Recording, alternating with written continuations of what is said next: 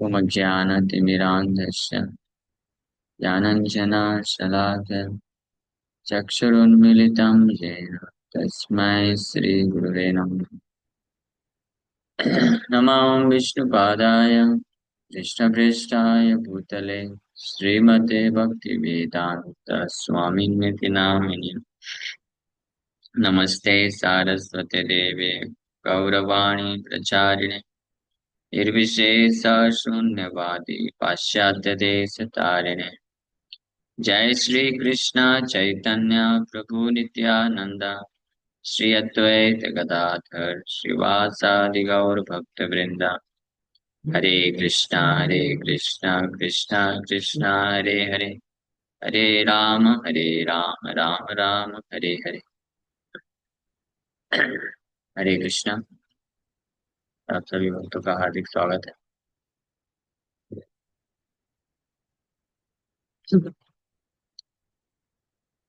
आज के भगवद गीता की चर्चा में हम लोग चर्चा कर रहे हैं Bhagavad Gita chapter 8 and text 14 पे चर्चा कर चुके हैं। अनन्य चेता सततम यो माम स्मरति नित्यशा तस्याहं सुलभा पार्थ नित्ययुक्तस्य योगी।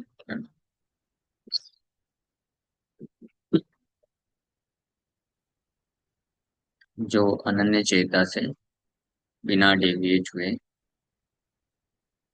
निरंतर मेरा स्मरण करता है, ये पार्थ इस प्रकार के उसके नित्य युक्त होने के कारण वो मुझे, मैं उसके लिए सुलभ, वेरी इजी टू अचीव, बहुत आसान है उसके लिए मैं।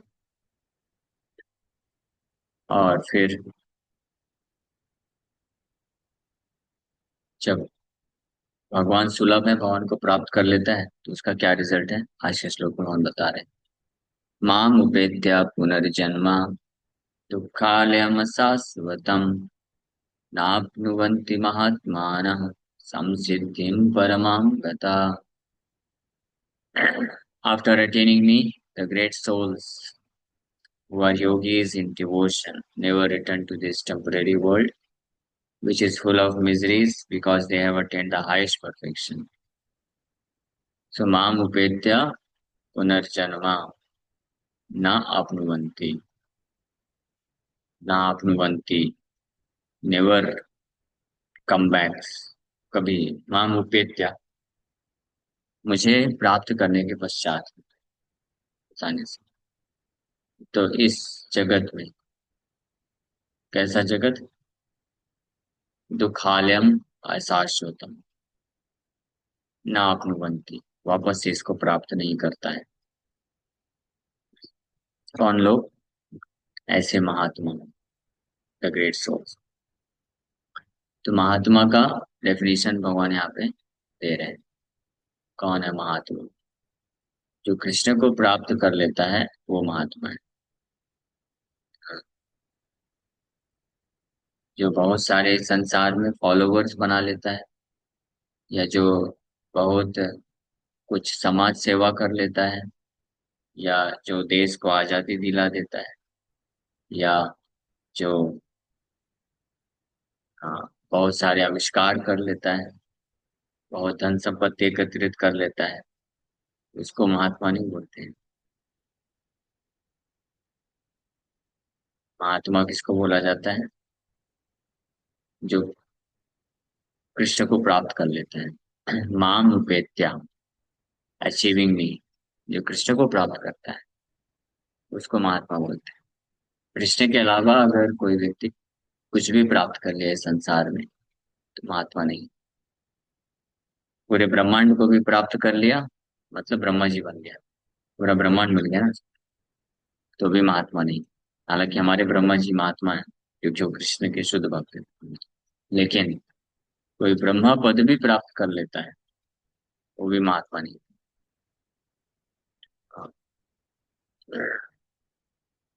और महात्मा का एक और डेफिनेशन भगवान बताते हैं, लेकिन इसके पहले जो मुझे प्राप्त करता है वो महात्मा है, नाम उपेत्य।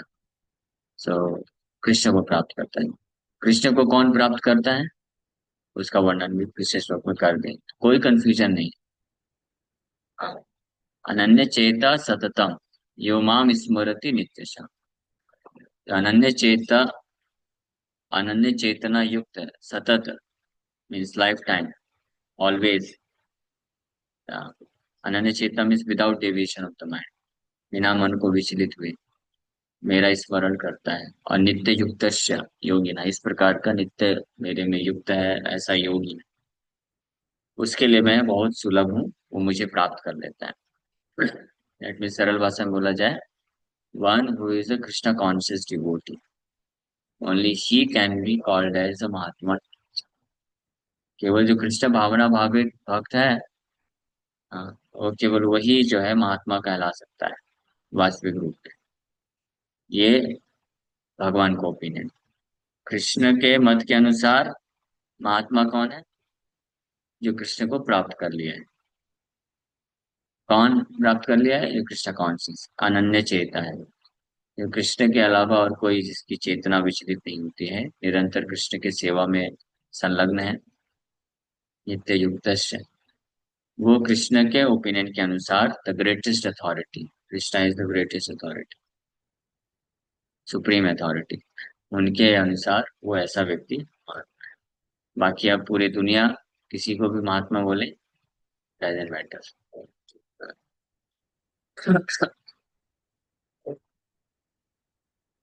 एक और श्लोक में भगवान कृष्ण महात्मा का डेफिनेशन बताते हैं।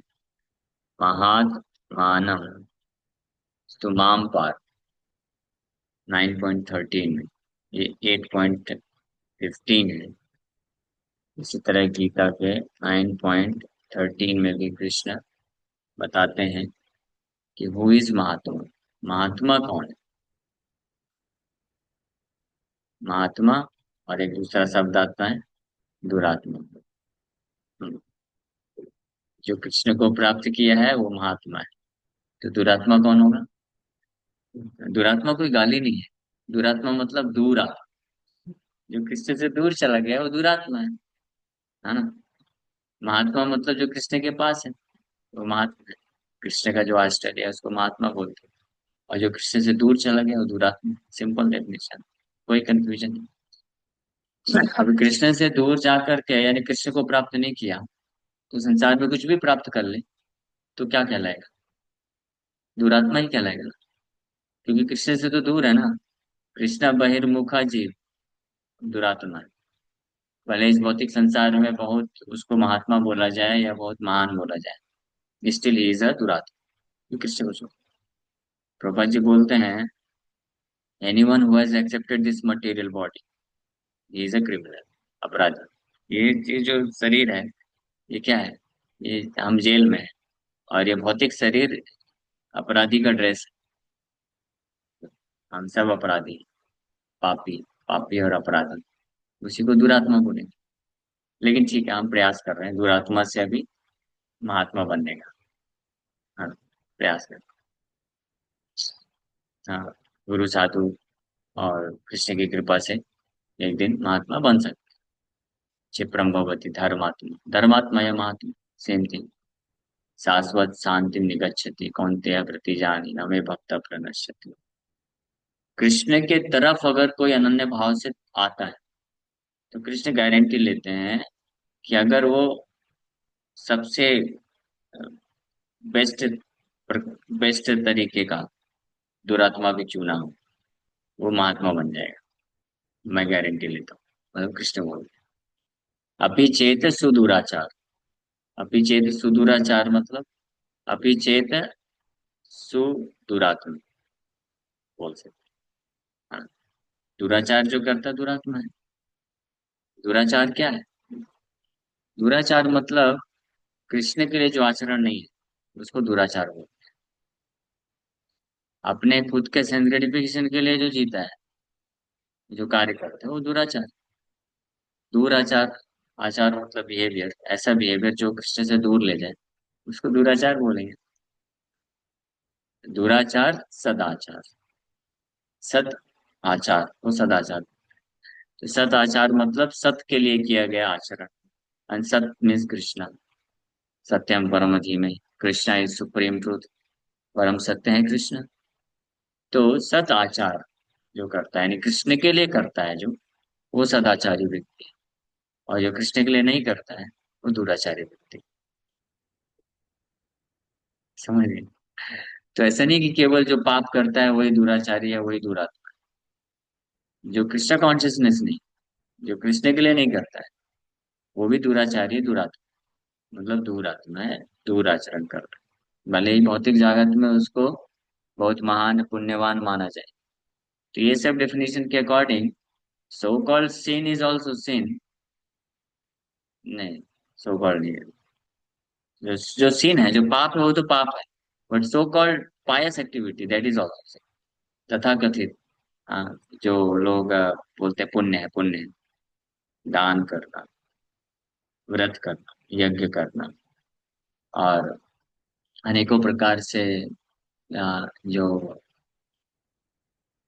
ऐसे कर्म करना जिससे भौतिक स्थिति में सुधार आ जाए, सुख संपत्ति और ऐश्वर्य बढ़े, स्वर्ग की प्राप्ति हो। तो ये सब को पुण्य मानते हैं लोग, अच्छा मानते हैं। बट ये सब भी अच्छा नहीं है। In the material world everything is bad. Bad is bad, and so called good is also bad, because we are living in bad, bad world. गलत गंदे जगह में रह रहे हैं, तो वहां पे अच्छा क्या हो सकता है? सब कुछ गंदा है। जो बुद्धिमान जीव इसको समझ जाता है, तो फिर वो कंफ्यूजन में नहीं पड़ता है कि अच्छा करूँ या बुरा करूँ। हाँ, हाँ। सो इसको बोलते हैं दुराचार।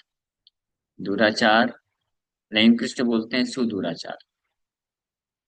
सुदुराचार मतलब कि दुराचारियों में भी सर्वश्रेष्ठ दुराचार, बस जो पाप करते हैं, चार नियम तोड़ते हैं, वो सुदुराचारी होते हैं।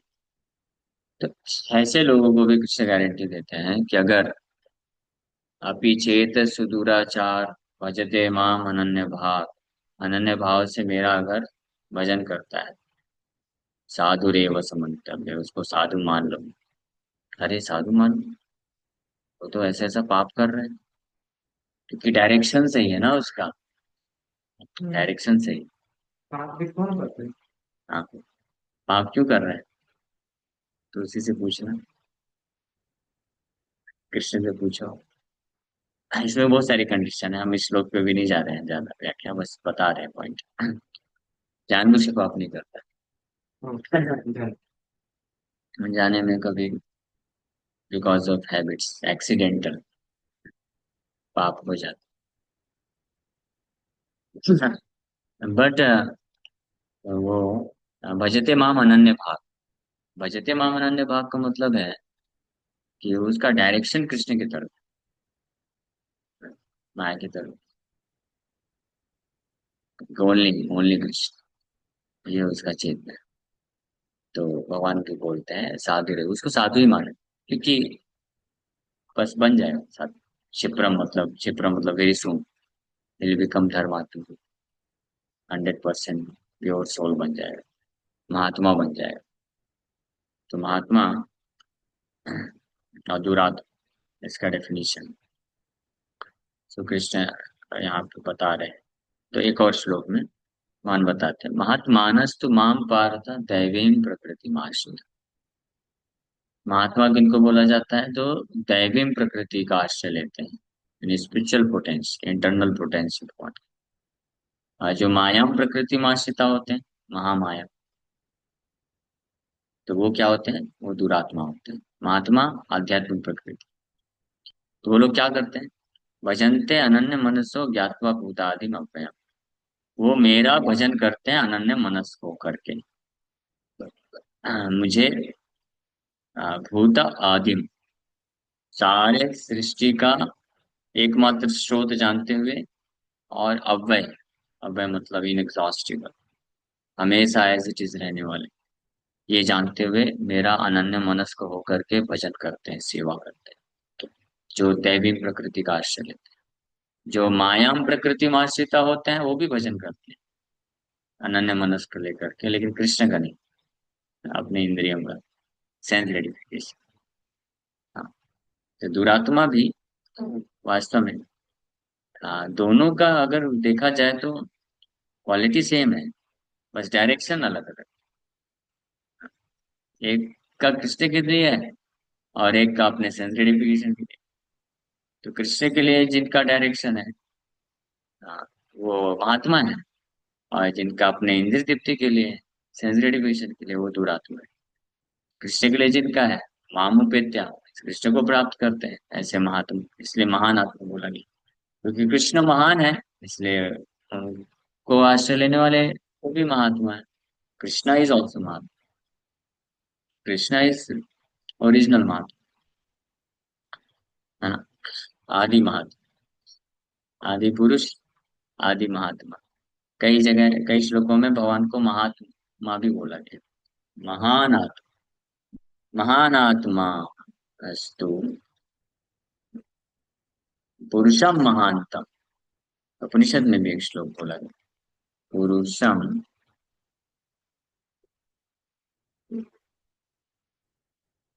पुरुषम महानतम। हाँ, श्वेतस्वतर वेदाहम एताम पुरुषम महानतम आदित्य वर्णम तमसा परस्तात्।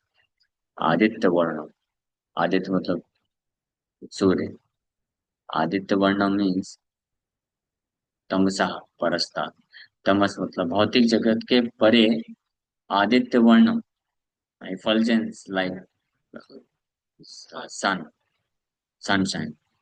हाँ, so वेदाहम एताम पुरुषम महान आदित्य वर्णम तमसा परस्तात्। ये श्वेत सूत्र उपनिषद में दिया है, भगवान के स्वरूप का वर्णन। लेकिन मूर्ख मायावादी लोग फिर भी नहीं समझते, बोलते हैं भगवान निराकार है या भगवान है ही नहीं। और जो आ, ब्रह्म जो स्वरूप लेके आता है भौतिक शरीर है, कृष्ण का, राम का भौतिक शरीर है, हमारे जैसे भौतिक शरीर ही ग्रहण करते हैं। नहीं, यहाँ पे बोला गया है उपनिषद में, एताम पुरुषाम महानतम आदित्य वर्णम तमसा परस्ता। तमसा परस्ता मतलब भौतिक प्रकृति के परे है, तो भौतिक शरीर कैसे हुआ, है ना। और आदित्य वर्णम मतलब तो उनके शरीर से फल निकल रहे, तेज निकल रहे हैं। और पुरुषम मतलब वो पुरुष है, व्यक्ति है, महानतम है, महान पुरुष है। जीवात्मा जो है महान पुरुष नहीं है। महानतम मतलब द ग्रेट और द ग्रेटेस्ट, तो महानतम बोलते हैं। बट लिविंग एंटिटी को जब महात्मा बोला गया है, तो महानतम पुरुषम का आश्रय लेने के कारण महान महात्मा बोला गया है। जीवात्मा कभी महात्मा नहीं बन सकता है। महात्मा मतलब द ग्रेटेस्ट पर्सन। बट महात्मा, महात्मानस्तु माम पार्थ, माम दैवीं प्रकृति माश, भगवान का आश्रय लेते हैं तो भगवान उनको ये बोला जाता है महात्मा। तो अनन्य मानस होकर के भजन करते हैं और इस प्रकार से कृष्ण को प्राप्त करते हैं। ये है महात्मा का डेफिनेशन। हाँ, इस श्लोक में माम उपेत्य पुनर्जन्म दुखालय ना अपनुवंती, ना अपनुवंती, अपनुवंती मतलब वापस आना, महात्मा आना। ऐसे महात्मा लोग नहीं आते, तो जो महात्मा बन जाएगा उसको भौतिक संसार में वापस नहीं आना पड़ेगा। क्यों? समचित्य परमाम गता, they have attained the highest perfection. इस श्लोक पे हम लोग कल और चर्चा करेंगे। Thank you very much. Hare Krishna. किसी वक्त का कोई प्रश्न है क्या?